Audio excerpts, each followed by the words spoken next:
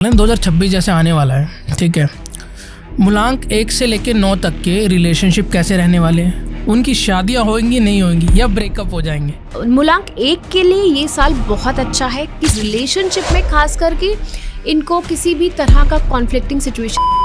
ये बात करेंगे मूलांक 2 की कि बहुत इमोशनल होते हैं 2 नंबर वाले ना, तो इसीलिए मैं बोल रही हूँ कि अगर आप बहुत ज़्यादा इमोशनली अपसेट हैं या बहुत खुश हैं तो जल्दबाजी में कोई डिसीजन नहीं लेना है।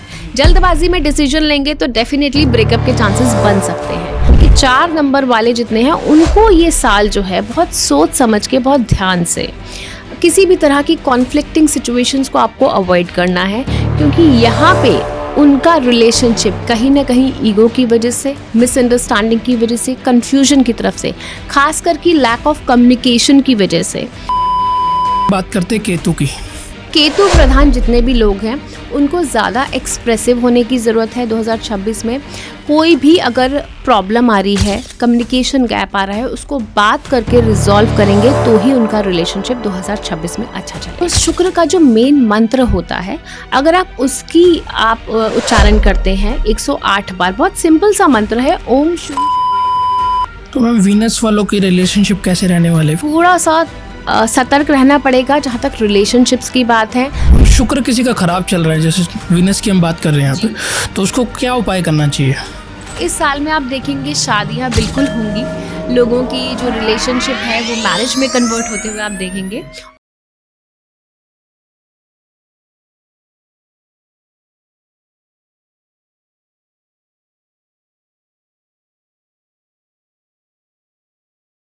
दोस्तों, स्वागत है आपका आज के नए पॉडकास्ट में। आज हमारे साथ डॉक्टर पूजा भाटिया जी, जो कि एक एस्ट्रोलॉजर है, न्यूमरोलॉजिस्ट है, टैरो कार्ड रीडर है एंड वास्तु एक्सपर्ट भी है। तो मिलते हैं पूजा मैम से, और इनको आपने एबीपी न्यूज़, आज तक न्यूज़ चैनल पे जरूर देखा होगा। Thank you so much for coming ma'am. सबसे पहले तो जय श्री राम, कैसे हैं आप? बहुत ही अच्छी हूँ, thank you very much for calling me on this podcast. जी मैम, आज हम बात करने वाले हैं 2026 जैसे आने वाला है, ठीक है। मूलांक 1 से लेकर 9 तक के रिलेशनशिप कैसे रहने वाले हैं, उनकी शादियां होंगी नहीं होंगी या ब्रेकअप हो जाएंगे। देखिए 2026 आने वाला है और सभी को बहुत एक्साइटमेंट भी है, क्योंकि अभी 2025 हमारा मंगल का साल निकला है और हमने बहुत सारी चीज़ें देखी हैं 2025 में। Fire accidents, air accidents, earthquakes, natural calamities, तो सब बहुत परेशान है।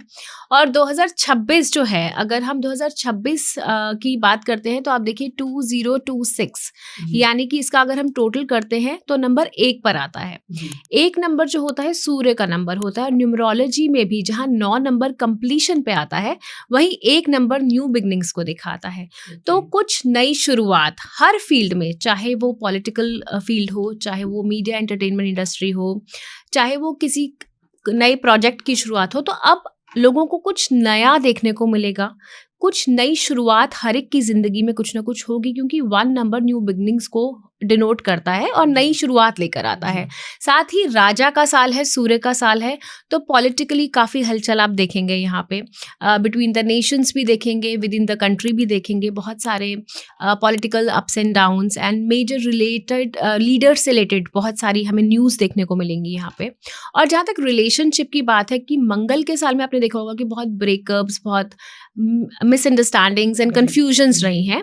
तो 1 नंबर सूर्य का साल है, और इस साल में आप देखिए गुरुदेव बृहस्पति भी अपनी उच्च की राशि में गोचर करेंगे।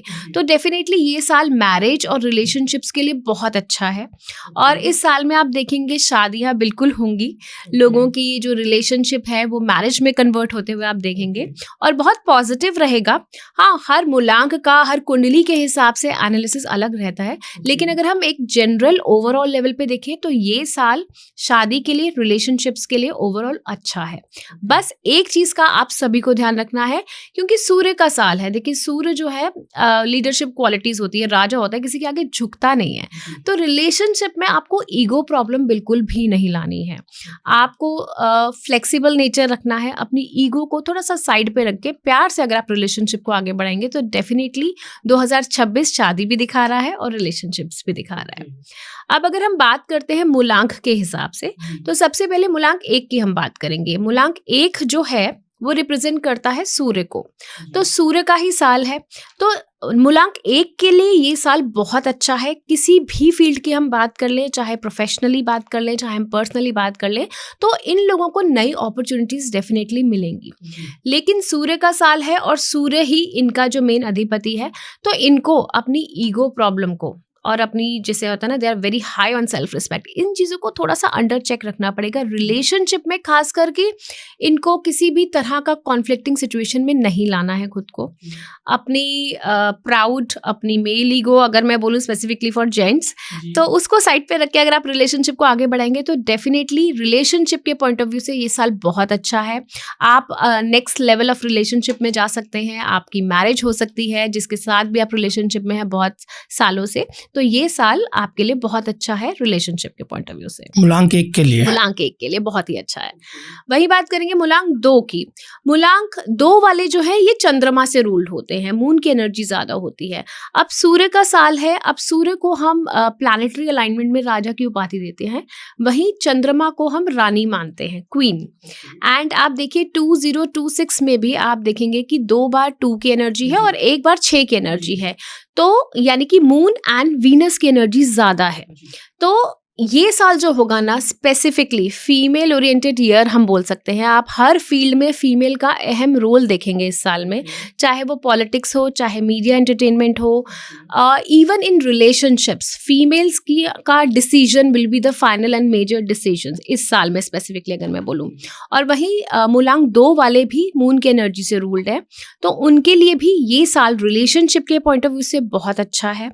अगर मैं बोलूँ कि फीमेल्स मेजर डिसीजंस देंगी, हाँ उनको थोड़ा सा अपना इमोशनल, अपना जो है माइंडसेट जो है उसको थोड़ा सा कंट्रोल करके रखना पड़ेगा। इमोशनल बैलेंस बहुत ज़रूरी है मूलांक 2 वालों के लिए, कि एक्सट्रीम अच्छे मूड में या एक्सट्रीम खराब मूड में कोई डिसीजन ना लें। जो भी डिसीजन लें बहुत बैलेंस होके, बहुत सोच समझ कर लें। उनके लिए रिलेशनशिप के पॉइंट ऑफ व्यू से ये साल बहुत अच्छा है और रिलेशनशिप पॉजिटिव डायरेक्शन में ही जाएगा। ओके। और ब्रेकअप्स वगैरह होंगे इनके? ब्रेकअप्स भाई देखिए बहुत इमोशनल होते हैं 2 नंबर वाले ना, तो इसीलिए मैं बोल रही हूँ कि अगर आप बहुत ज़्यादा इमोशनली अपसेट हैं या बहुत खुश हैं, तो जल्दबाजी में कोई डिसीजन नहीं लेना है। जल्दबाजी में डिसीजन लेंगे तो डेफिनेटली ब्रेकअप के चांसेस बन सकते हैं। अगर आप किसी भी बात से अपसेट हैं तो अपने पार्टनर से डिस्कस कीजिए, कुछ समय दीजिए खुद को, कूलिंग पीरियड लीजिए and then you take the final decision. Otherwise breakup बिल्कुल डेफिनेटली हो सकता है, क्योंकि अगर आप बहुत इमोशनली डिस्टर्ब है और डिसीजन लेंगे तो। ओके, देन मूलांक 3 की बात करते हैं हम यहाँ पे। मूलांक 3 जो होता है, देखिए बृहस्पति से रूल्ड है मूलांक 3 वाले जितने भी हैं, और बृहस्पति ही 2026 में राजा है, जो हम साल का राजा कहते हैं, विक्रम संवत 2083 का राजा है वो बृहस्पति है। तो 3 नंबर वालों के लिए भी ये साल बहुत इंपॉर्टेंट है। जुपिटर की एनर्जी है और सूर्य का साल है। जुपिटर जो होता है गुरुदेव, जो अगर हम प्लैनेट्स की उपाधि की बात करें तो वो देवताओं के गुरु माने जाते हैं, और सूर्य जो है राजा हैं। तो गुरु की सलाह से ही राजा बहुत सारे काम करते हैं। तो 3 नंबर वालों के लिए भी ये साल बहुत इंपॉर्टेंट है। उनको बहुत अच्छी अपॉर्चुनिटीज मिलेंगी हर फील्ड में। और जहाँ तक रिलेशनशिप की बात है, क्योंकि गुरुदेव बृहस्पति इस साल अपनी उच्च की राशि में गोचर करेंगे, तो 3 नंबर वालों को लिए तो बहुत ही बढ़िया साल है, मैं ये बोलूँगी। उनके लिए पर्सनली, प्रोफेशनली, रिलेशनशिप वाइज बहुत अच्छा है। अगर वो शादी करना चाहते हैं अपने जिनके साथ भी वो रिलेशनशिप में है, तो ये साल उनके लिए बहुत शुभ है। रिलेशनशिप डेफिनेटली अच्छा जाएगा। बहुत सॉर्टेड होते हैं 3 नंबर वाले, बहुत सोच समझ के ही डिसीजंस लेते हैं लाइफ में, बहुत अच्छे काउंसलर्स होते हैं ये लोग। एंड आई एम श्योर जो भी डिसीजन लेंगे इस साल में बहुत सोच समझ कर लेंगे, और इनके लिए रिलेशनशिप के पॉइंट ऑफ व्यू से समय बहुत अच्छा है आपका। मतलब इनके कम चांसेस है ब्रेकअप होने के? इनके कम चांसेस है ब्रेकअप के। बाकी आपकी कुंडली और ग्रह दशा और आपके पार्टनर की कुंडली क्या कहती है उस पर भी डिपेंड करता है।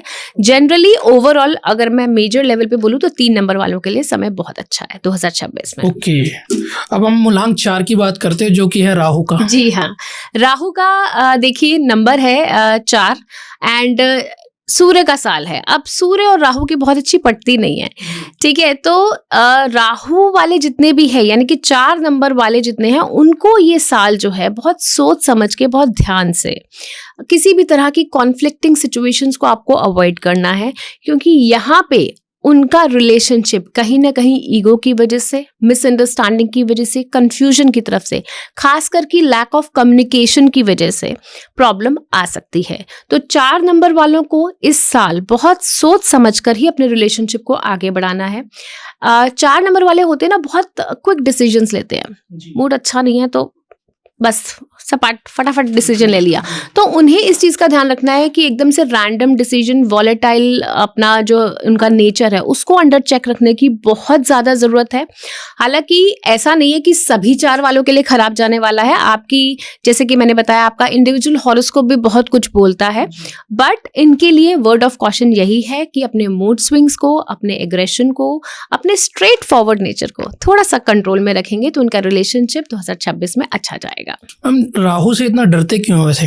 राहु से देखिए, डरने वाली बात नहीं होती है। राहु ना बहुत अच्छा प्लैनेट भी होता है। 4 नंबर वालों के बारे में लोग बहुत नेगेटिव बोलते हैं, जबकि 4 नंबर वाले जितने होते हैं ना, बहुत इंटेलिजेंट लोग होते हैं, टेक्निकली बहुत स्ट्रांग होते हैं। मतलब अगर वो किसी चीज के ठान लेना तो वो कहीं का कहीं पहुंच सकते हैं, उनमें इतना डिटर्मिनेशन होता है।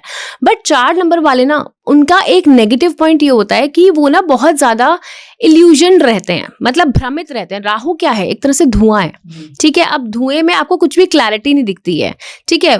मतलब एक, जैसे क्या बोलूं, कि बहुत ऊंचे ऊंचे ख्वाब देखते हैं, बट रियलिटी चेक उनका थोड़ा कंपैरेटिवली कम रहता है। बट ये नंबर बहुत स्ट्रॉन्ग नंबर माना जाता है। अगर आप आईटी लाइन में देखें, आप मीडिया लाइन में देखें, राहु प्रधान लोग, they do wonders in these fields and they are very intelligent people. Rahu से डरने की जरूरत नहीं है। देखिए, राहु ना हमें ये कहता है कि just stick to the ground, don't fly too high, ठीक है। क्योंकि भ्रम की सिचुएशन बना के रखेंगे, और जब भ्रम की सिचुएशन बना के रखते हैं तो हमें ऐसा लगता है कि हम जो सोच रहे हैं वही सही है, आसपास की रियलिटी को इग्नोर कर जाते हैं कई बार 4 नंबर वाले। तो यही प्रॉब्लम आती है। और अगर माइथोलॉजिकली हम देखें तो 4 नंबर राहु का है, और सूर्य में आपने समुद्र मंथन की कथा तो सुनी ही होगी कि समुद्र मंथन के टाइम पे जो राक्षस थे वो सूर्य और चंद्रमा के बीच में बैठ गए थे, और विष्णु जी ने अपने सुदर्शन चक्र से उनका जो है गला काट दिया था, और उनका जो सिर था वो राहु बन गया और जो धड़ था वो केतु बन गया। और क्योंकि सूर्य और चंद्रमा के बीच में बैठे थे और उन्होंने ही नारायण से उनकी शिकायत की थी, तो जो राहु देव हैं वो सूर्य और चंद्रमा के खास करके दुश्मन माने जाते हैं। तो जब भी हमारी कुंडली में राहु सूर्य या राहु चंद्रमा या चंद्रमा राहु इस तरह की दशाएं आती हैं तो वो बहुत अच्छी और स्मूथ दशाएं नहीं जाती हैं, उसमें प्रॉब्लम आती है, एंजाइटी इश्यूज आते हैं, ऑब्स्टिकल्स आते हैं। तो अगर आपकी इंडिविजुअल कुंडली में इस टाइप की दशा आ रही है तो दिक्कत आती है। क्या राहु पैसा देता है? राहु बिल्कुल पैसा देता है। अगर राहु की प्लेसमेंट अच्छी हो आपकी कुंडली में तो वो डेफिनेटली पैसा देता है। आपको मैं एक बहुत इंटरेस्टिंग केस बताऊंगी। अभी रिसेंटली किसी ने मुझे बोला कि उन्होंने किसी एस्ट्रोलॉजर से कंसल्ट किया था कि मेरी राहु की महादशा शुरू होने वाली है। उन्होंने मुझे बहुत डरा दिया कि राहु आ रहा है तो अब तो आपके काम अटकेंगे, अब तो आपके काम नहीं बनेंगे, अब तो ये हो जाएगा वो हो जाएगा। तो जब मैंने उनकी कुंडली देखी तो उनकी कुंडली में राहु की प्लेसमेंट बहुत अच्छी थी, लाभ भाव में उनका राहु बैठा हुआ था। तो मैंने उन्हें बताया, मैंने कहा ये पीरियड आपकी लाइफ का बिल्कुल टर्निंग पॉइंट होगा आपकी लाइफ का, एंड आप देखना आप बहुत राइज करोगे इस पीरियड में, क्योंकि आप आईटी इंडस्ट्री में ही हो तो आईटी में तो ये आपको राहु का महादशा और ज्यादा बूम देगा। देखिए, राहु की जब दशा स्टार्ट होती है ना तो उसमें कुछ चीजें होती हैं जो हमें एज अ प्रिकॉशन से हमें ध्यान देनी चाहिए, ठीक है। लेकिन इसका मतलब ये नहीं कि राहु की दशा आ गई अब तो सब खराब ही खराब है। लोग ना राहु केतु शनि के नाम पे बहुत डराते हैं। प्लैनेट का जो पॉजिटिव एस्पेक्ट है, अगर हम उस चीज को अगर हम पकड़ लेना और उसी डायरेक्शन में हम वर्क करें तो आई थिंक हम प्लैनेट्स की एक जो पॉजिटिव एनर्जी है उसको यूटिलाइज कर सकते हैं। देखिए, नेगेटिव प्रभाव तो हर कोई बता सकता है। वो एस्ट्रोलॉजर ही किस बात का हुआ जो आप नेगेटिव होकर आप मेरे पास आए और मैं आपको और नेगेटिव करके भेज दूं और डरा के भेज दूं, तो मेरी एस्ट्रोलॉजी, मेरी गाइडेंस किस काम की? बात तो तब है जब आप मेरे पास एक समस्या लेकर आए और मैं आपको उसका समाधान दूं। जी। ठीक है, राहु के नाम से आप ऑलरेडी डरे हैं और मैं आपको और 4 बातें बता के डरा के भेज दूंगी तो कोई फायदा नहीं है एस्ट्रोलॉजी का। गाइडेंस मेन मैटर करती है। राहु की दशा को पॉजिटिव डायरेक्शन में कैसे लेके जाना है, किस डायरेक्शन में आपको वर्क करना है, कौन कौन से एरियाज है, कौन कौन से फील्ड हैं जहां पे आप अच्छे से अगर आप वर्क करेंगे तो आपको सक्सेस मिलेगी, ये मेन गाइडेंस दी जानी चाहिए मेरे हिसाब से as a good astrologer. Rahu के नाम से डरता हर कोई है, लेकिन डरने की बिल्कुल भी बात नहीं है। बहुत ही स्ट्रांग और अच्छा प्लैनेट होता है राहु। मैम मूलांक 5 पे आते हैं। 5 नंबर जो होता है बुध का नंबर होता है। अब कम्युनिकेशन में बहुत स्ट्रांग होते हैं और बुध जो है ना, अगर हम प्लैनेटरी अलाइनमेंट की बात करें तो वो राजकुमार की उपाधि देते हैं मर्करी प्लैनेट को। तो सूर्य का साल है और बुध जो है सूर्य के अगर हम एस्ट्रोनॉमिकली भी देखें तो आसपास ही रहते हैं, तो उनके लिए ये साल अच्छा जाएगा क्योंकि राजकुमार है, राजा के बहुत करीब रहते हैं। तो डेफिनेटली ये साल उनके लिए रिलेशनशिप के पॉइंट ऑफ व्यू से बहुत अच्छा जाएगा, कम्युनिकेशन के पॉइंट ऑफ व्यू से बहुत अच्छा जाएगा। जो भी 5 नंबर वाले मीडिया या कम्युनिकेशन या डिजिटल मार्केटिंग के फील्ड में हैं, उनके लिए बहुत अच्छी सक्सेस मुझे दिख रही है। इस साल में नए प्रोजेक्ट्स मिलेंगे, नई अपॉर्चुनिटीज मिलेंगी और साथ ही रिलेशनशिप के पॉइंट ऑफ व्यू से भी ये साल उनके लिए काफ़ी अच्छा जाने वाला है। हाँ, थोड़ा सा अपना जो ज़्यादा कभी कभी बोल जाते हैं 5 नंबर वाले, उनको उस चीज़ पे कंट्रोल करने की ज़रूरत है। अदरवाइज 2026 रिलेशनशिप के पॉइंट ऑफ व्यू से बहुत अच्छा है। चलो अच्छी बात है, मेरा वैसे 5 नंबर ही है। आपकी भी तो यही काम है, डिजिटल मीडिया। जी जी। तो आपकी डेफिनेटली रील्स तो हैं। वायरल जाए। देखिए 6 नंबर जो है शुक्र का नंबर है। अब 2026 में मैंने आपको बताया कि 6 नंबर शुक्र आ रहा है, तो डेफिनेटली इनके लिए बहुत अच्छा समय है। अगर मैं बोलूँ नई अपॉर्चुनिटीज, न्यू बिगनिंग्स इनके लिए भी है 6 नंबर वालों के लिए। एंड 6 नंबर वाली जितनी भी महिलाएं हैं उनके लिए ये साल बहुत स्ट्रांग है क्योंकि पर्सनल हो या प्रोफेशनल हो, उनका डिसीजन बहुत मैटर करने वाला है इस साल में। और रिलेशनशिप में भी they will be the main source of making a relationship और ब्रेकिंग अ रिलेशनशिप। तो 6 नंबर वाली जितनी भी महिलाएं हैं उनको अपने रिलेशनशिप को नेक्स्ट लेवल पे अगर लेके जाना है तो उनको बहुत सोच समझ कर डिसीजंस लेने हैं। हालांकि 2026 रिलेशनशिप के पॉइंट ऑफ व्यू से अच्छा है, मैरिज के बहुत अच्छे चांसेस बन रहे हैं एंड ओवरऑल रिलेशनशिप भी स्मूथ जाएगा। ओके 6 नंबर का। शुक्र किसी का खराब चल रहा है, जैसे वीनस की हम बात कर रहे हैं यहाँ पे, तो उसको क्या उपाय करना चाहिए? देखिए शुक्र के बहुत सारे उपाय होते हैं, आपने बहुत रील्स देखी होंगी शुक्र की भी, बट जो शुक्र का जो मेन मंत्र होता है अगर आप उसकी उच्चारण करते हैं 108 बार, बहुत सिंपल सा मंत्र है, ओम शुम शुक्राय नमः। इस मंत्र का आप डेली 1 माला अगर आप जाप करते हैं 108 बार, आप देखिए आपका शुक्र अच्छा होना शुरू हो जाएगा। शुक्रवार वाले दिन अगर आप फ्राइडे वाले दिन फास्ट रखते हैं तो भी आपका शुक्र बहुत अच्छा होता है। अगर आप शुक्र का काम होता है, देखिए मेटेरियलिस्टिक प्लैनेट है, ठीक है, अगर आप बहुत तैयार श्यार होके अच्छे से ड्रेसअप होके रहते हैं तो भी आपका शुक्र अच्छा होता है। तो बहुत सारे छोटी छोटी रेमेडीज होती हैं शुक्र की जो आप कर सकते हैं। महालक्ष्मी का व्रत करते हैं तो भी आपका शुक्र बहुत अच्छा होता है, क्योंकि शुक्र जो है हमें हर तरह के मेटेरियलिस्टिक कंफर्ट्स देता है लाइफ में, ठीक है, घर गाड़ी बंगला। अगर आपकी कुंडली में शुक्र अच्छा है तो ये सब आपकी लाइफ में आता ही आता है। और अगर हम वैदिक रेमेडीज की बात करें तो आप ये मंत्र और फ्राइडे का fast, that is the best remedy for planet Venus. तो मैम वीनस वालों की रिलेशनशिप कैसे रहने वाले फिर? वीनस वालों के रिलेशनशिप अच्छे रहेंगे क्योंकि 6 नंबर शुक्र का है और शुक्र प्रधान राशियां जितनी भी हैं उनके लिए ये साल अच्छा जाएगा। रिलेशनशिप के पॉइंट ऑफ व्यू से भी बहुत पॉजिटिव है। हम 7 नंबर की बात करते हैं केतु की। 7 नंबर देखिए राहु केतु, मैंने जैसे इस आपको बताया कि थोड़ा सा सूर्य के एंटी रहते हैं, तो 7 नंबर वालों को थोड़ा सा सतर्क रहना पड़ेगा जहां तक रिलेशनशिप्स की बात है। न्यू अपॉर्चुनिटीज में भी बहुत सोच समझ कर डिसीजंस लेने हैं।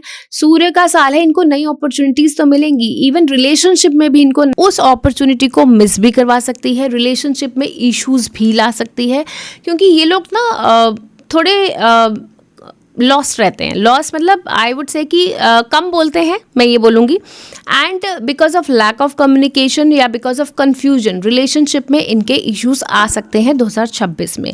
तो केतु प्रधान जितने भी लोग हैं उनको ज़्यादा एक्सप्रेसिव होने की ज़रूरत है 2026 में। कोई भी अगर प्रॉब्लम आ रही है, कम्युनिकेशन गैप आ रहा है, उसको बात करके रिजॉल्व करेंगे तो ही उनका रिलेशनशिप 2026 में अच्छा चलेगा। जी मैम, जैसे शुक्र की हम बात कर रहे थे, शुक्र की हमारी जैसे आजकल गिफ्ट वाली रेमेडी बहुत चल रही है। जी, गिफ्ट वाली। हाँ जी, कि महिलाओं को गिफ्ट दीजिए। हाँ जी, हाँ जी। देखिए ऐसे ना बहुत सारी रील्स आती हैं कि महिलाओं को गिफ्ट दीजिए, और मैं ये सबको बताना चाहती हूँ कि ये छोटे छोटे जो टोटके होते हैं, ठीक है, ये आप कीजिए, बट इसका कोई लास्टिंग इफेक्ट नहीं होता है। और किसी ने ये, मुझे नहीं पता कि देखा है या नहीं देखा कि इससे उनको फ़ायदा हुआ है या नहीं हुआ है। जो वैदिक रेमेडीज़ हैं, हाँ, उसकी श्योरिटी रहती है कि आप किसी भी प्लैनेट का मंत्र उच्चारण कर रहे हैं तो आप प्लैनेट की एक तरह से प्रेयर कर रहे हैं, आप उस प्लैनेट को मजबूत कर रहे हैं, ठीक है। गिफ्ट देना ये सब टेम्पररी मे बी फिक्सेस हो सकते हैं, but that's not a long term solution to strengthen a planet. Ketu का कोई उपाय बताओ मैम। केतु का उपाय सबसे बढ़िया होता है कि आप स्ट्रीट डॉग्स को फीड कीजिए। आप किसी बहुत फेमस मंदिर में, जैसे वैष्णो देवी हो गया या बालाजी का मंदिर हो गया, किसी भी, जिस भी भगवान को मानते हैं, उस फेमस मंदिर में जाके अगर आप झंडा लगाते हैं एक तिकोना, तो ये केतु का बहुत अच्छा उपाय होता है। आप स्ट्रीट डॉग्स को फीड कीजिए। आप जो गरीब लोग होते हैं उनको काला सफ़ेद कंबल दान कीजिए। केतु की बहुत बढ़िया रेमेडी होती है और इससे बहुत अच्छा बेनिफिट, मैंने अपने बहुत से क्लाइंट्स को ये रेमेडीज़ दी है, और एनी टाइम एस्ट्रो पे भी बहुत लोगों को इस चीज़ से फ़ायदा हुआ है। ओके मैम, 8 नंबर की बात करते हैं, शनि की। इनका रिलेशनशिप कैसा रहने वाला है? 8 नंबर जो है शनि प्रधान लोग होते हैं। अब शनि और सूर्य, देखिए फादर एंड सन का रिलेशनशिप है। यहाँ पे शनिदेव जो है वो सूर्यदेव को तो अपना अच्छा पॉजिटिवली नहीं लेते हैं, लेकिन सूर्यदेव जो हैं, क्योंकि वो पिता हैं, वो शनिदेव से बहुत प्रेम करते हैं। तो सूर्यदेव कभी भी कोई हानि नहीं करेंगे शनिदेव वालों के। अब आप 8 नंबर को देखिए तो ऐसे इन्फिनिटी का सिंबल बनता है अगर आप ऐसे करें जी, इन्फिनिटी। तो इनफाइनाइट पोटेंशियल्स तो इनको मिलेंगे ही मिलेंगे 8 नंबर वालों को।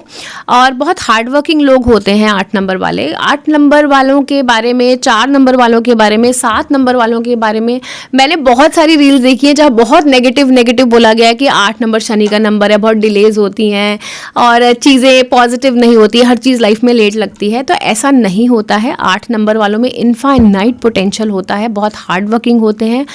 और 8 नंबर वाले अगर आपको कोई सलाह देते हैं ना, तो उसको आपको कभी भी इग्नोर नहीं करना चाहिए, क्योंकि वो ना अपने एक्सपीरियंस से बोल रहे होते हैं। आज नहीं तो कल उनकी बात सच होगी ही होगी। और 8 नंबर वालों के लिए 2026 का साल जो है मिला जुला जाएगा as far as relationships is concern, क्योंकि कहीं ना कहीं थोड़ा सा ये लोग कभी कभी चुप हो जाते हैं, खामोश हो जाते हैं रिलेशनशिप में, बहुत ज़्यादा जिसे कहते हैं ना कि डिस्कशन मोड में नहीं आते हैं। तो उनको उस चीज़ से उभरना ज़रूरी है। और अगर अपने रिलेशनशिप को अच्छे से with proper communication, with proper guidance अगर आप करेंगे तो आपके लिए 2026 रिलेशनशिप के पॉइंट ऑफ व्यू से अच्छा जाएगा। जी मैम, बात करते हैं मूलांक 9 की, जिसका साल चल रहा है मंगल फिलहाल, बट हम अभी 2026 की बात कर रहे हैं, तो उनका रिलेशनशिप कैसा रहेगा? देखिए 2026 में मूलांक 9 वालों को भी रिलेशनशिप में नए लोग मिलेंगे। ठीक है, नए नए लोगों से वो मिलेंगे, और जो लोग शादी के लिए ढूंढ रहे हैं उनको भी शादी के लिए अच्छे रिश्ते आएंगे 2026 में। मूलांक 9 वालों को अपना एग्रेशन जो है थोड़ा सा अंडर कंट्रोल रखने की ज़रूरत है, क्योंकि देखिए मंगल की वैसे ही प्रवृत्ति जो होती है ना, थोड़ा सा एग्रेसिव नेचर होता है 9 नंबर वालों का, और सूर्य का ही साल है, सूर्य भी एक हॉट प्लैनेट और क्रूर ग्रह की कैटेगरी में ही आता है। तो 9 नंबर वालों को अपनी ईगो और अपना एग्रेशन अंडर चेक रखने की बहुत ज़्यादा ज़रूरत है। और आप तभी देखिएगा इनके रिलेशनशिप के पॉइंट ऑफ व्यू से सब अच्छा है, बस गुस्सा नहीं करना है, लड़ाई झगड़ा नहीं करना है, किसी भी तरह की कॉन्फ्लिक्टिंग सिचुएशन में नहीं आना है। मैम, हमने 1 से लेकर 9 तक की सबकी बात कर ली जी। किस कौन से मूलांक वालों को सबसे ज़्यादा डर के रहना है 2026 में? देखिए डरने की तो बात किसी के लिए भी नहीं है। रिलेशनशिप में अगर मैं खास करके बोलूँगी 4 नंबर वालों को थोड़ा सा सतर्क रहने की ज़रूरत है। 4 और 7 वालों को, राहु एंड केतु वालों को थोड़ा सा एक्स्ट्रा कॉशियस, कि आपको मतलब डरने की ज़रूरत नहीं है, कॉशियस रहने की ज़रूरत है कि आपको कहीं भी अपने रिलेशनशिप में मिसअंडरस्टैंडिंग या कन्फ्लिक्टिंग सिचुएशंस नहीं आने देनी है, और अवॉइड करना है, बातों को रिजॉल्व करना है कम्युनिकेशन से।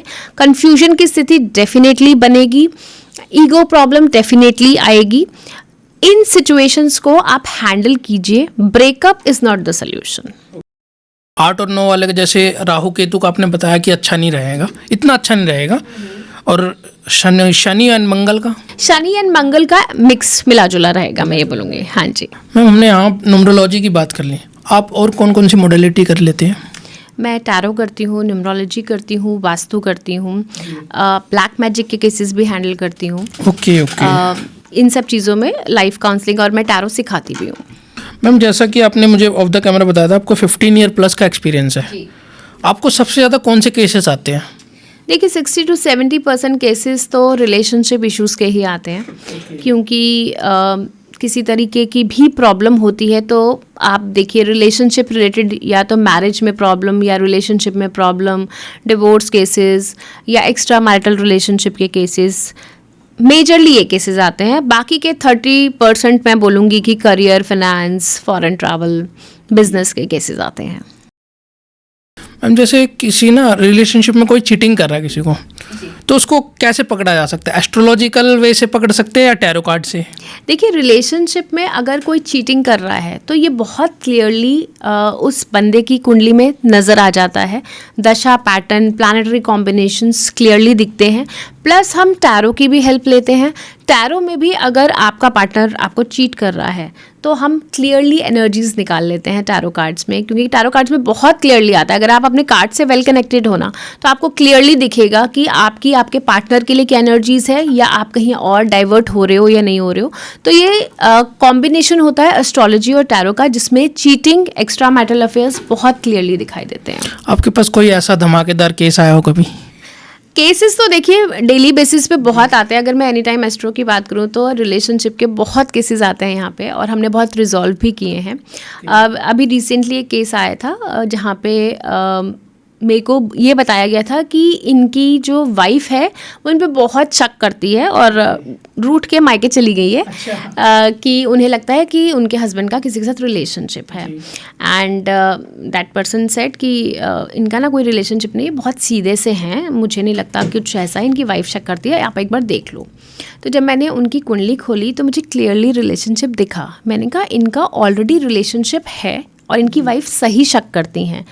शी सेड कि नहीं, आप एक बार उनसे बात कर लो. तो जब मैंने उनसे बात करी, मैंने उनको बताया, मैंने कहा देखिए आपकी कुंडली, आपके कार्ड्स क्लियर दिखा रहे हैं that you are into extra marital relationship.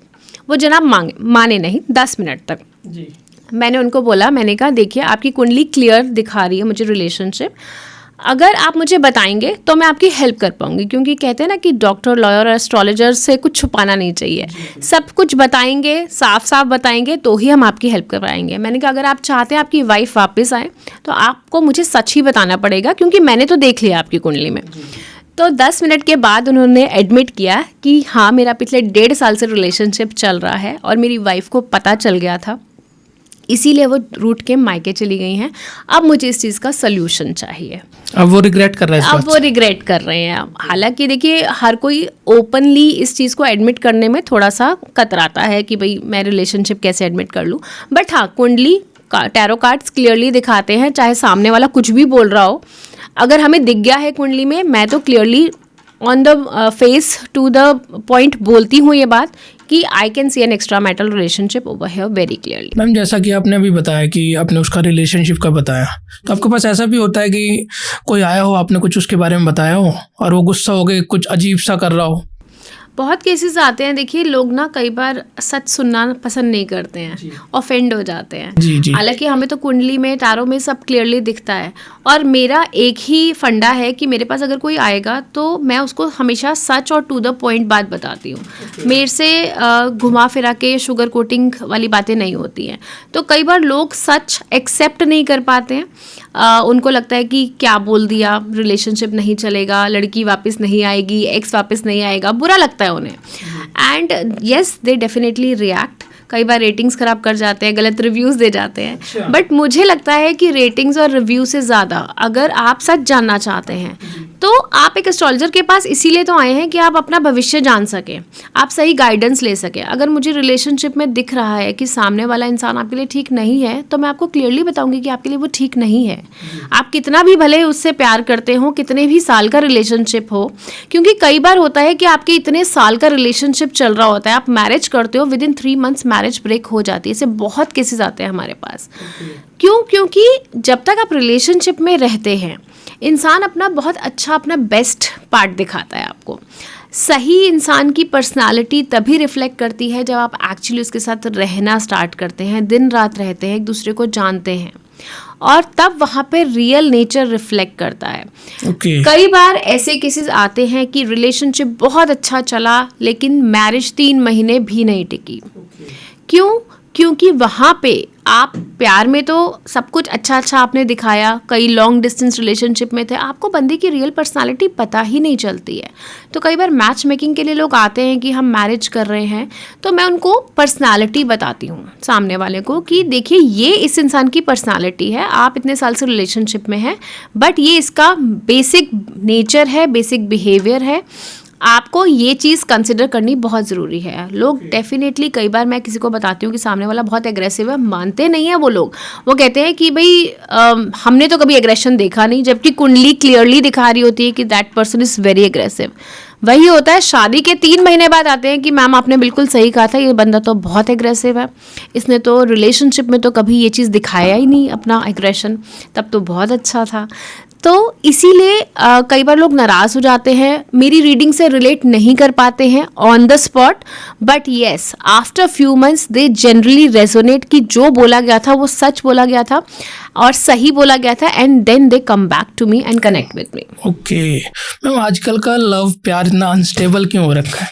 ये प्लैनेट्स की दशाएं हैं या फिर ईगो आजकल आ रहा है लोगों में? देखिए, प्लानिटरी पोजीशंस तो डेफिनेटली वर्क करती हैं। अगर आप किसी भी रिलेशनशिप में हैं, अगर आपकी लड़के की और लड़के की दोनों की ग्रह दशाएं अच्छी नहीं हैं, तो मिसअंडरस्टैंडिंग, कन्फ्यूजन, कॉन्फ्लिक्ट्स डेफिनेटली होते हैं। तो ग्रह दशा बहुत मेजर रोल प्ले करती है, चाहे वो रिलेशनशिप हो, चाहे वो मैरिज हो, किसी भी चीज़ में ग्रह दशा, प्लानिटरी पोजीशंस बहुत इंपॉर्टेंट होते हैं। आजकल ईगो प्रॉब्लम डेफिनेटली बहुत ज़्यादा हो गई है लोगों में, ऑप्शंस बहुत आ गई हैं, सोशल मीडिया का इन्फ्लुएंस बहुत ज़्यादा है, इसका ओवरऑल बहुत असर पड़ रहा है, और ख़ास करके मैरिजेस में। और ऐसे बहुत से केसेस आते हैं जहाँ मैरिजेस में जो लड़की है उसकी फैमिली उसे अननेसेसरी, एक होता है ना कि मिसअंडरस्टैंडिंग क्रिएट करना कि तू टेंशन मत ले, हम हैं ना। मतलब मुझे लगता है जब पुराने टाइम की हम मैरिज देखते थे तो लड़कियों को एडजस्ट करना सिखाया जाता था। मैं ये नहीं कहती कि गलत चीज़ आप टॉलरेट करो, आप एब्यूजिव बिहेवियर टॉलरेट करो, बिल्कुल भी नहीं करना चाहिए, लेकिन जहाँ पे आप एडजस्ट कर सकते हो, एक मैरिज को, एक रिश्ते को चलाने के लिए आपको एडजस्ट करना चाहिए। और सिर्फ लड़की को ही नहीं, लड़के को भी एडजस्ट करना चाहिए, क्योंकि मैरिज नाम ही एडजस्टमेंट का है।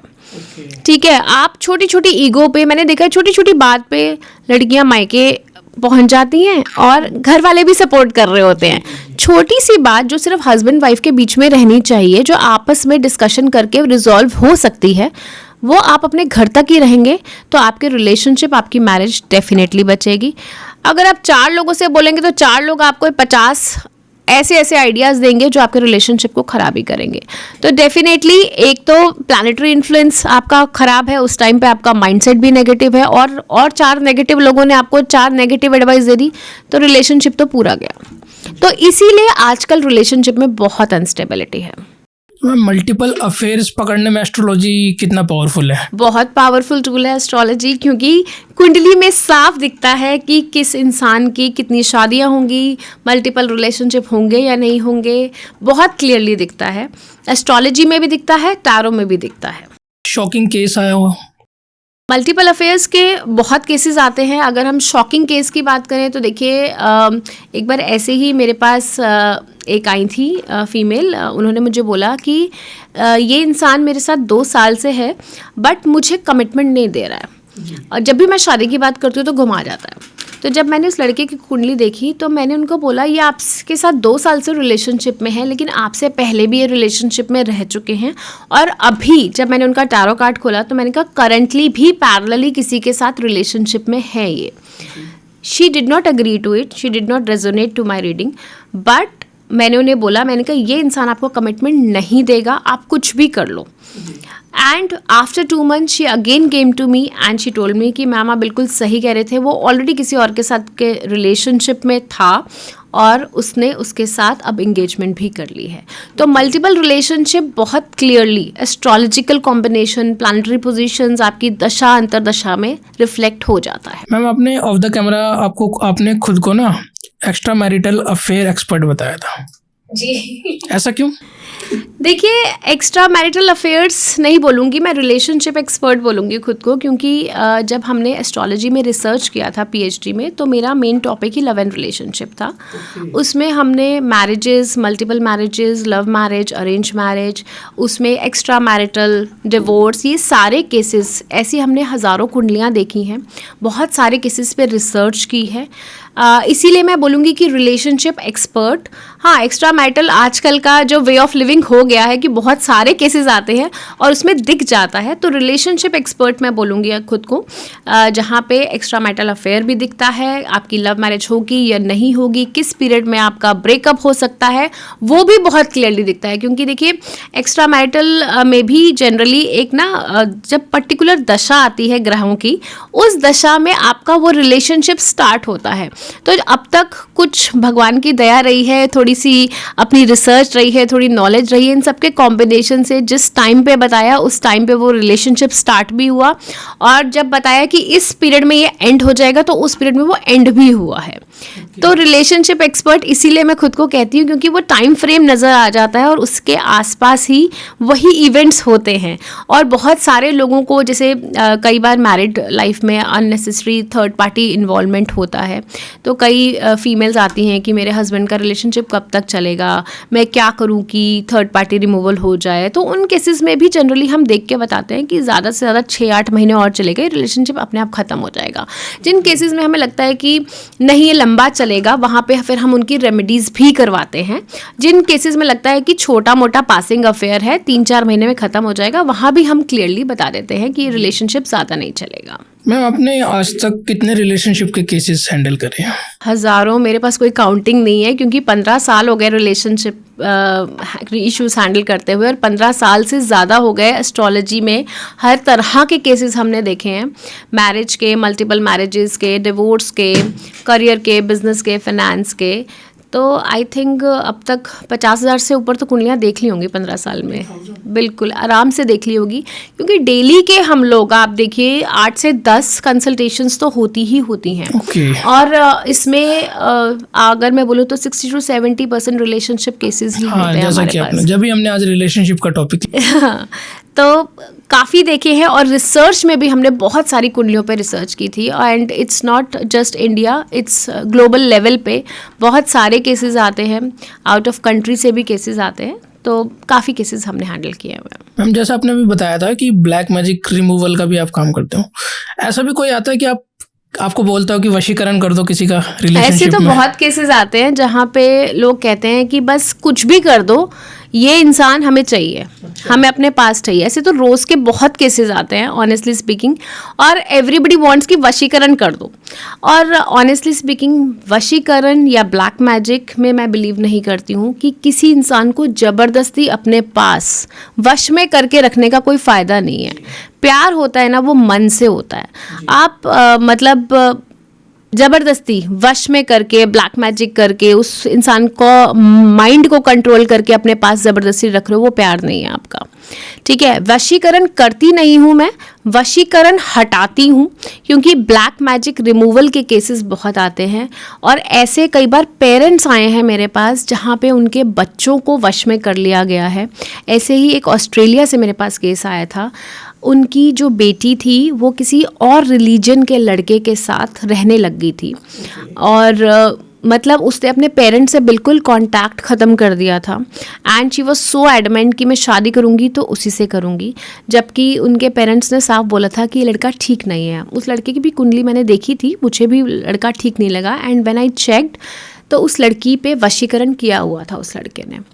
तो उस केस में हमने उस लड़की का ब्लैक मैजिक रिमूवल किया था एंड देखिए एकदम से इसमें चमत्कार नहीं होता। जब भी हम ब्लैक मैजिक रिमूवल करते हैं उसका असर धीरे धीरे होता है एंड जब हमने उसकी रेमेडी की थी तो विद इन 3 months वो लड़की वापस रिकनेक्ट होनी शुरू हो गई थी अपने पेरेंट्स से, बात करनी शुरू हो गई थी। थोड़ा सा गाइडेंस और काउंसलिंग हमने पेरेंट्स को भी बोली थी, थोड़ी सी रेमेडीज़ पेरेंट्स से भी करवाई थी, तो उसका पॉजिटिव असर हुआ था और वो लड़की को धीरे धीरे उस लड़के की सच्चाई दिखनी शुरू हो गई थी। क्योंकि जब आप पे ब्लैक मैजिक होता है ना तो आपकी आंखों के आगे एक पर्दा पड़ जाता है, आपको सामने वाला बंदा सब कुछ दिखता है, क्योंकि बिकॉज आप तो वश में हो ना, आपको तो सही गलत नहीं दिख रहा है। जब हम वशीकरण रिमूव करते हैं तो सही गलत की पहचान होती है एंड देन शी रियलाइज्ड कि ये इंसान उसके लिए ठीक नहीं है। हालांकि अभी भी 100% वो लड़की उस लड़के से डिटैच नहीं हुई है, बट 60 to 70% इम्प्रूवमेंट आ गई है उस केस में। मैम आजकल जैसे डिवोर्स बहुत ज़्यादा हो रहे हैं और डिवोर्स के बाद फिर दूसरी शादियाँ भी होती हैं जी। एक व्यक्ति का डिवोर्स हो गया तो दूसरी शादी चल सकती है उसकी? देखिए ये कुंडली की ग्रह दशाएं बताती हैं, कुंडली में आपकी प्लेसमेंट बताती है प्लैनेट्स की क्या है। बहुत सारे केसेस आते हैं डिवोर्स वाले कि हम सेकंड मैरिज करें या ना करें। देखिए कुछ कुंडलियों में ना विवाह सुख होता ही नहीं है। ऐसे केसेस में मैं साफ बोलती हूँ, आप चाहे दूसरी मैरिज करो चाहे आप तीसरी मैरिज करो, आपकी मैरिज नहीं चलेगी। क्योंकि एक इंसान टॉक्सिक मैरिज से बाहर निकला होता है, अगर उसे सेकंड मैरिज भी सक्सेसफुल नहीं हुई तो वो इंसान पूरी तरह टूट जाता है, मैं ये समझती हूँ। तो ऐसे में अगर कोई मेरे पास गाइडेंस के लिए आता है और मुझे उसकी सेकंड मैरिज सही नहीं दिख रही है तो मैं क्लियरली बताती हूँ कि आपकी सेकंड मैरिज भी नहीं चलेगी। ऐसे ही कनाडा से मेरे पास केस आया था, जब उन्होंने मुझे अपनी पत्री दिखाई तो मैंने उनको बोला कि आपकी मैरिज ब्रेक मुझे दिख रही है, आपकी शादी में बहुत दिक्कतें आई होंगी। शी सेड हाँ मेरा डिवोर्स हो चुका है और एक नहीं 2 डिवोर्स हो चुके हैं और मैं तीसरी शादी करना चाहती हूँ क्योंकि मेरा बच्चा बहुत छोटा है। मैंने उनको बोला आपकी तीसरी शादी भी नहीं चलेगी, आपकी कुंडली में विवाह सुख है ही नहीं। उन्होंने मुझे एक लड़के की पत्री दिखाई, मैंने कहा देखिए लड़के की पत्री बहुत अच्छी है बट आप दोनों की पत्री मैच नहीं कर रही है, आप शादी कर भी लोगे तो भी ये शादी नहीं चलेगी। उन्होंने मेरी बात नहीं मानी, उन्होंने 3rd मैरिज भी करी और तीसरी बार वो मेरे पास वापस कंसल्टेशन लेने आई और उन्होंने मुझे बोला मुझे मालूम है आपने मुझे मना किया था शादी के लिए, लेकिन मैंने फिर भी शादी कर ली, लेकिन अब मुझसे शादी में रहा नहीं जा रहा, मुझे इस बंदे को भी छोड़ना है। मैम आजकल जैसे डिवोर्स के केसेस तो आ ही रहे हैं, साथ में एलिमनी के भी आ रहे हैं, तो उसके एलिमनी के भी केसेस आते हैं आपके पास? बहुत केसेस आते हैं एनी टाइम एस्ट्रो पे। एलिमनी के इतने केसेस हमने रिजॉल्व किए हैं आप मानेंगे नहीं। कई बार तो बॉयज़ आके लिटरली रोते हैं कि लड़की ने झूठे केस में फंसा दिया। और ऐसे ही एक केस आया था एक बार मेरे पास, उन्होंने मुझे बोला कि मेरी 2 साल की मैरिज है और मेरी वाइफ मुझे छोड़ के चली गई हैं और अब वो 1 करोड़ की एलिमनी मुझसे मांग रही हैं। एंड मैंने बोला कि आप दे सकते हैं 1 करोड़? तो उन्होंने बोला कि मैम मेरी तो 70,000 सैलरी है और प्रॉपर्टी वो चाहती है कि बेच दूँ और उसमें से उसको 1 करोड़ रुपया दूँ, तो आप मुझे प्लीज़ गाइड कीजिए कि मैं क्या करूँ। तो जब मैंने उनकी वाइफ की कुंडली देखी तो मुझे उसमें क्लियरली दिखा कि उनकी वाइफ किसी और के साथ इन्वॉल्व है and she wanted to get married to the other person. तो मैंने उन्हें ये बात बोला, मैंने कहा आप ना इस केस को कुछ टाइम चलाइए, कम से कम 4 से 5 महीने अभी आप चलाइए इस केस को। 1 करोड़ तो नहीं, जब मैंने टैरो रीडिंग की मैंने कहा आपका अंडर 20 lakhs ये केस आपका हो जाएगा सेटल। तो उन्होंने बोला मैम वो नहीं मानेगी। मैंने कहा आप 4 महीने मेरे कहने के हिसाब से आप चलिए। तो उन्होंने 3 महीने बाद उन्होंने मुझसे फिर से कंसल्ट किया, उन्होंने मुझे बोला कि मैम वो 1 करोड़ से 50 लाख पे आ गई है, तो अब क्या करना है। मैंने कहा अभी 1-2 महीने और रुकिए, मैंने आपको 4 months दिए थे तो आप 4 months तो पूरे रुकिए। 1 महीने बाद वो वापस आए और उन्होंने मुझे बोला कि मैम वो ना अब 25 lakhs पे भी एग्री हो गई है। मैंने कहा अब आप उन्हें फाइनल ऑफर 15 lakhs का दीजिए, वो मान जाएंगी। क्योंकि मुझे कुंडली में उस लेडी की दशा साफ दिख रही थी कि वो जल्दी से जल्दी मैरिज करना चाह रही है, वो डेस्परेट है बहुत ज़्यादा। उसको डिवोर्स का पैसा मिलेगा, वो डिवोर्स लेगी, उसके बाद वो रीमैरिज करेगी। एंड आप यकीन नहीं करेंगे, नेक्स्ट कंसल्टेशन में उस बंदे ने मुझे बोला कि मैम 15 लाख में केस डन हो गया है और हमारा डिवोर्स फाइल हो गया है, फाइनलाइज हो गया है। एंड जहाँ वो 1 करोड़ एलिमनी मांग रही थी, 15 लाख में वो केस फाइनली सेटल हुआ है। तो एलिमनी के बहुत सारे केसेस आते हैं। कई जगह लड़कियां बेचारी जेन्युइन होती हैं, वो भी परेशान हो रही होती हैं क्योंकि जेंट्स इतना घुमाते हैं। कई बार मतलब कोर्ट केस में रॉन्ग एलिगेशंस लगा देंगे या भाग जाएंगे, आउट ऑफ इंडिया चले जाते हैं। तो एलिमनी के बहुत सारे केसेस आते हैं। तो वहाँ पे जनरली हम टैरो रीडिंग के थ्रू और हस्बैंड वाइफ के कुंडली के थ्रू हम ये जान पाते हैं कि दोनों में से केस किसका स्ट्रॉन्ग बनेगा, कौन जीतेगा, किसकी फेवर में केस जाएगा। ये चीज़ें क्लियरली कुंडली में और ग्रह दशाओं में और टैरो कार्ड्स के थ्रू दिख जाती हैं। जी मैम, रिलेशनशिप की रेमेडीज, किसी की मतलब समझ लो कि किसी का रिलेशन एकदम अच्छा नहीं चल रहा, तो वो क्या उपाय करे जिससे मतलब जैसे आजकल ब्लॉक करके बैठा हुआ है कोई, ये भी बहुत चल रहा है, ब्लॉक कर देता है छोटी छोटी बात पे, तो रिलेशनशिप अच्छा रहे, उनका लड़ाई झगड़े ना हो। देखिए, रिलेशनशिप की रेमेडीज़ बहुत होती हैं, लेकिन सबसे पहली बात रिलेशनशिप में ये होती है अंडरस्टैंडिंग और ट्रस्ट।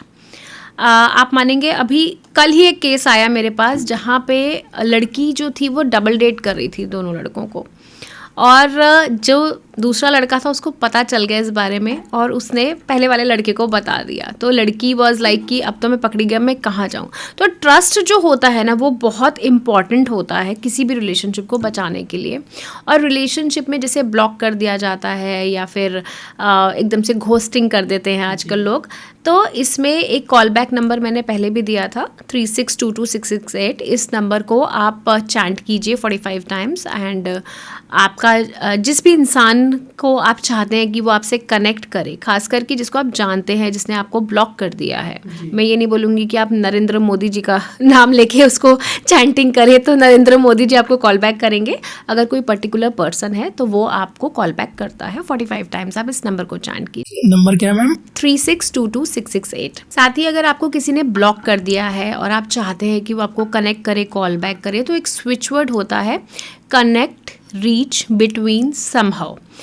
उस इंसान का नाम माइंड में लेके इस स्विच वर्ड को आप 45 टाइम्स, मिनिमम 45 टाइम्स चैंट कीजिए एंड मैक्सिमम जितना कर सकते हैं आप 21 दिन तक इसको अगर आप चैंटिंग करते हैं 45 टाइम्स डेली, तो जो सामने वाला है उसकी एनर्जीज चेंज होती हैं और वो धीरे धीरे आपसे कनेक्ट करना शुरू हो जाता है। मैम थोड़ा फाइनेंसेस की भी रेमेडीज दे दीजिए।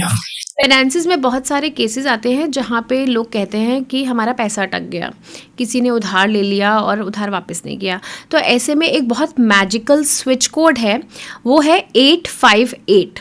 इस नंबर को आप एक प्लेन वाइट पेपर लीजिए और उसमें एक बड़ा सा ब्लू पेन से सर्कल ड्रॉ कीजिए और सर्कल के सेंटर में आप लिखिए 858 और 2 छोटी छोटी आपने वाइट स्लिप्स बनानी है। एक स्लिप पे लिखना है रिसीवर यानी कि अपना नाम, क्योंकि आपको पैसे रिसीव करने हैं, और दूसरी स्लिप पे बनाइए गिवर और उस इंसान का नाम, और दोनों स्लिप को फोल्ड करके उस एनर्जी सर्कल के ऊपर रख कर नॉर्थ ईस्ट कॉर्नर पर अगर आप रख देते हैं और उस 858 नंबर को अगर आप यहाँ लेफ्ट रिस्ट पे ब्लू पेन से लिखते हैं डेली और उस बंदे का नाम माइंड में लेके चैंटिंग करते हैं, तो धीरे धीरे वो इंसान आपके पैसे लौटाने शुरू कर देता है। ऐसी रेमेडीज़ मैंने अपने बहुत सारे क्लाइंट्स को दी है, उनका अटका हुआ पैसा भी निकला है इससे। ओके मैम, किसी को जॉब के रिगार्डिंग कोई रेमेडी?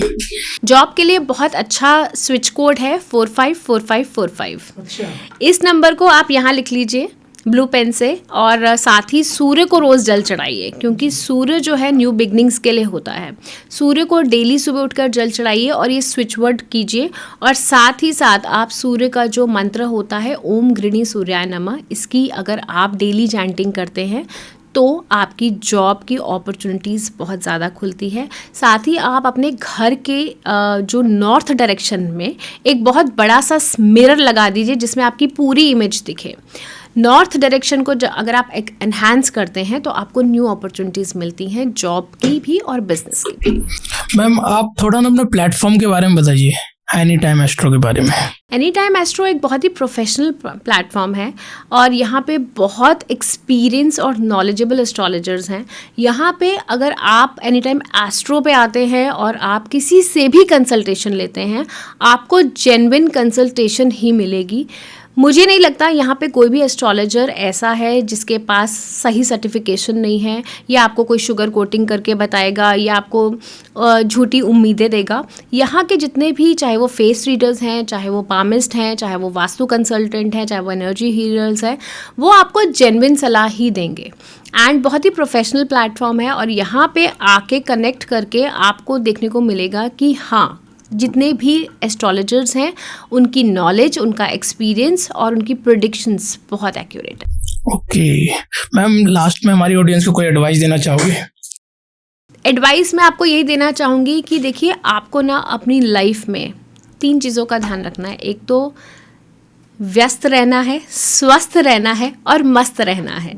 जो इंसान स्वस्थ है, व्यस्त है और मस्त है, ये मेरे गुरुजी ने मुझे बताया था, तो उसकी लाइफ बहुत अच्छी है। अपनी हेल्थ का ध्यान रखिए, अपने करियर पे फोकस कीजिए और लाइफ एंजॉय कीजिए। बहुत मज़ा आया मैम, पूजा मैम आपसे बात करके। Thank you so much and जय श्री राम। जय श्री राम। जय श्री राम आपको भी, और कमेंट में जय श्री राम जरूर लिखें। वीडियो को लाइक करें, चैनल को सब्सक्राइब करें। Thank you so much.